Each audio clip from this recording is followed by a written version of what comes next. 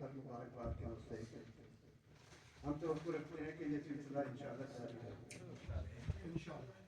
اس موقع پر ایوان عابد تمیمی کے روح روان جناب زاہد یاسین عقیہ کی کاوشوں کا ذکر نہ کرنا بھی ناانصافی کے زمرے میں آئے گا. ڈاکٹر صاحب کی ادبی تخلیقی کامیابیاں اپنی جگہ کہ جناب 10 سے زیادہ شعری مجموعوں کے خالق ہیں اور نظر نہیں آتا کہ مستقبل قریب میں چنور کا کوئی شاعر اس ٹارگٹ کو حاصل کر پائے گا. میں فی الحال ذکر کروں گا ڈاکٹر صاحب کی انتظامی صلاحیتوں اور محنتوں کا. آپ جس تندہی اور شوق سے شاعروں اور ادیبوں اور سامعین کو مل بیٹھنے کا خوشگوار موقع فراہم کرتے ہیں اس کی قدر افزائی ہونی چاہیے. ان کی اس محبت اور محنت کے اعتراف کے طور پر میں جناب مرحوم آغا خان جو ہمارے پنجابی کے ایک بڑے معروف شاعر ہیں ان کی طرف سے ایک شکوے کے انداز میں اپنی طرف سے پیش کروں. نظر جناب ڈاکٹر زاہد یاسین عقیہ صاحب. اور یہ ہے ان نوجوان شاعروں کے جو جنہوں نے اپنا سفر یہاں سے شروع کیا اور آج ماشاءاللہ شہرت کی بلندیوں پہ. تینو پل وانگوں پروان چڑھایا باویں آج میں کو نگہبان نہ مان دربان تا مان. واہ واہ کیا بات ہے. وہ حلفیہ قول نبھا جانی وہ حلفیہ قول نبھا جانی میرے نال کیتے پیمان نہ مان قرآن تا مان. جس تاج پوائے تن شہرت دے جس تاج پوائے تن شہرت دے اس بوسن دے فرمان نہ مان احسان تا مان. کیا بات ہے. واہ کیا بات. ایڈی نفرت کر نہیں آڈے تو ایڈی نفرت کر نہیں آڈے تو باویں شان برابر شان نہ مان انسان تا مان.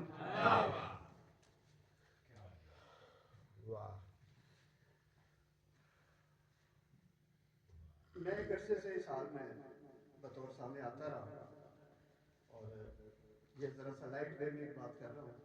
میں نے بہت سے دوستوں کو دیکھا کہ جو سامنے کے طور پہ آئے اور پروموٹ ہو کے پھر شاعر بھی بن گئے. شعراء کی سب میں اور بھی دوست ہیں.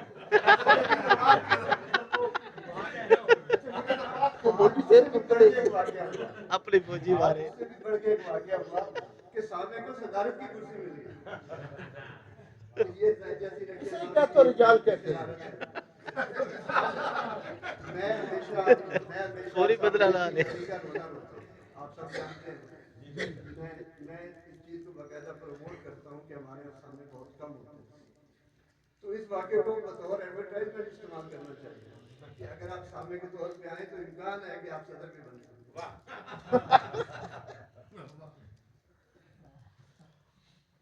اب تھوڑی سی سنجیدہ بات. ہماری شاعری ہمارے جو مشاعرے ہوتے ہیں اس کا ایک فارمیٹ ہوتا ہے جس میں مقامی شاعر بھی ہوتے ہیں اور کچھ لوگ مہمان کے طور پر. یہ مہمانوں کو بلانا میں اسے روٹین کی کارروائی ہرگز نہیں سمجھتا. یہ ایک خاص بات ہوتی ہے. اب آپ پوچھ سکتے ہیں کہ خاص بات کیا ہوتی ہے. میں اس کی تھوڑی سی اس کو کھول کے آپ کو آتا ہوں.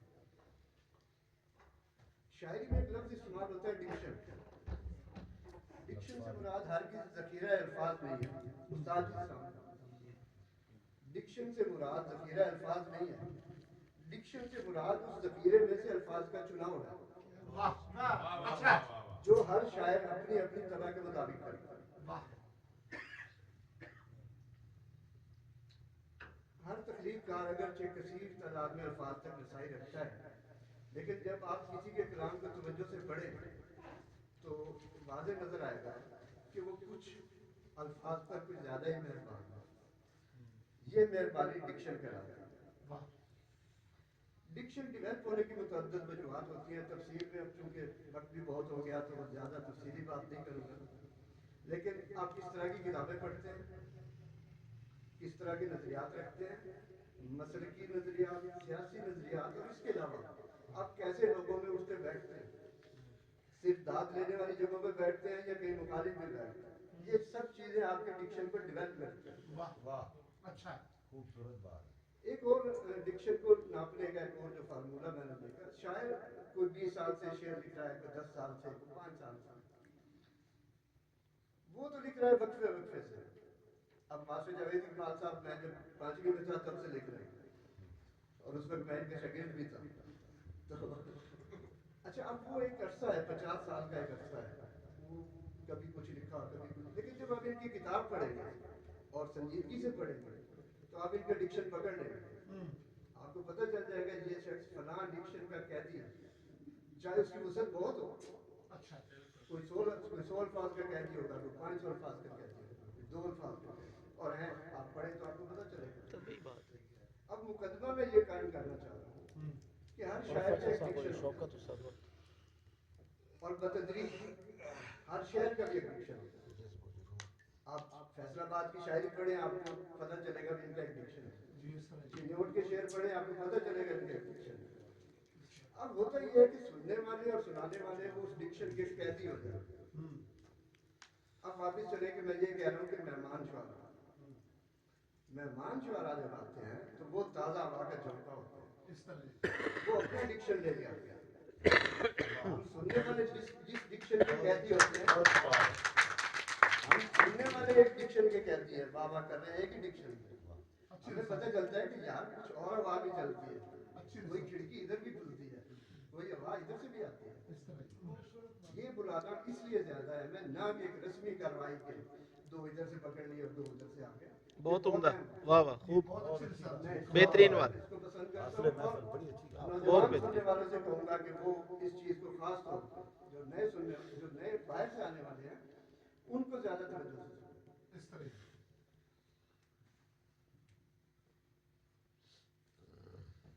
और डिक्शन से जान छुड़ाने के लिए जो मेरे दोस्त हैं उनके लिए एक तजवीज़ के तौर पे है कि मुतालिया थोड़ा सा वसी करें। हनी साहब हिसाब करन के हनी मुताबिक का आप वसी करें ताकि आपको बात की बातें ये बात आप किस डिक्शन में फंसे हो? और मतलब माहौल में गुजारा करें, ना कि किसी एक जगह पे मुस्तकिल रहें। जॉन भाई ने क्या कहा, नजर पर बार हो जाते हैं मंजर, जहाँ रही हो वहाँ अक्सर न रही हो, और ये बात डिक्शन के मुताबिक है।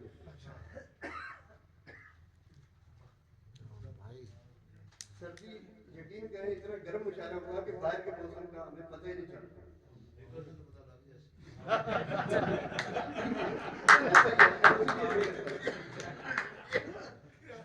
सदारत की गर्मी में शायद डिक्शन के मुताबिक थोड़ा सा इजाफा करें। शायद की सूरत हासिल है कि ये तमाम कायनात तमाम मंजर के साथ माँ खाले के कायनात शायर के परवाज़ तख़य्युल की दस्तरस में। अच्छा, मैं इसकी तारीफ में सिर्फ एक शेर फिलहाल पेश करूंगा, आइंदा कभी बात हुई। फारिग तो न बैठेगा मैशर में जनू मेरा, या अपना गरीबा चाह या दाना गरीबा चाह, ये शायर की परवाज़ की बात है। हम जो बात सोचते हुए एक आम आदमी एक सामने जो बात सोचते हुए डरता है, शायर वो बबांगे दौड़ कहता है। कहना ये चाहता हूँ कि इतनी वुसअत के होते हुए आप चंद लफ्जों के कैदी हो जाते हैं। आप अपने साथ सुनते हैं, दावत देता हूँ कि खुलिए, आगे आइए, ज्यादा से ज्यादा पढ़िए, ज्यादा से ज्यादा लिखिए। मैं जब इस हाल में बहुत अरसे बाद आया, तकरीबन 2 साल बाद, इस हाल से मेरी बड़ी यादें वाबस्ता हैं, हम सब की हैं।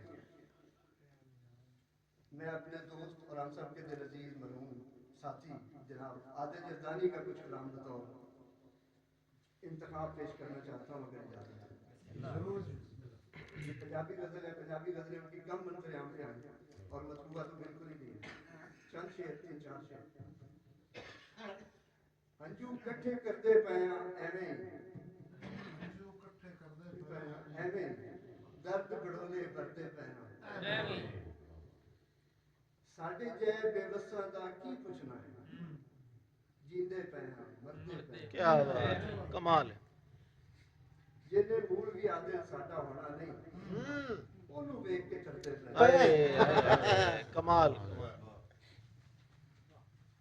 एक गजल बेदम फारसी की बतौर इंतखाब, और फिर इंशाल्लाह मेरी तरफ से बात। इसके बाद मैंने 2-3 लाइनें बतौर नसीहत कहनी है, वो फिर उसके बाद। इसके इसके बाद एक गजल सुनो। वसीयत ना इतना हमें बतला दो, इतना हमें बतला, दोपहर जोर जफा करना, क्या करते हो आशिक से और चाहिए क्या करना। वाह क्या करते हो आशिक से और चाहिए क्या करना। कहना तो बुरा कहना, करना तो बुरा करना, कहना तो बुरा कहना, करना तो बुरा करना, गैरों की सुनी कहना, गैरों का किया करना। तुम देखो जमाने को, तुमको न कोई देखे, घबराओ अगर दिल में, आंखों में फिरा करना। वाह बेदम ये पर्दा निराला है और शर्म अनोखी है, ये पर्दा निराला है और शर्म अनोखी है, बेपर्दगियां दिल से, आंखों से हया करना। वाह जो बैठे हुए घर में सौ फितने उठाते हैं, जो बैठे हुए घर में सौ फितने उठाते हैं, एक खेल समझते हैं वो हश्र वफा करना। क्या बात है, वाह वाह। हमारे मोहब्बत को जब जीने से नफरत है, फिर कैसी दवा बेहतर और किसका दुआ करना। संजीदगी की चूंकि ज्यादा हो गई तो थोड़ा सा दो तीन लाइनें इरशाद। ताकि मुशायरा अपने ख़त्म को पहुँचे। और मैं अक्सर दोस्तों से कहा करता हूँ, और हम में से अक्सर लोग भी ये कहते हैं कि नया कलाम होना चाहिए, कुछ ना कुछ नया होना चाहिए, कुछ।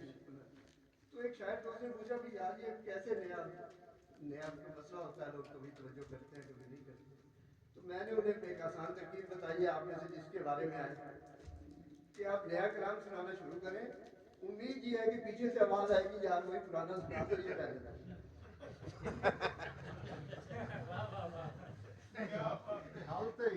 अब सिर्फ दो लाइनों के मजबूत, एक एक लाइन के दो मजबूत, एक एक लाइन के दो मजबूत। शायरों से दरखास्त है कि सामे को शेर समझने की इजाजत दी जाए। ठीक है उम्दा सामने होना दूसरा चाहिए, कोई ये, पढ़े।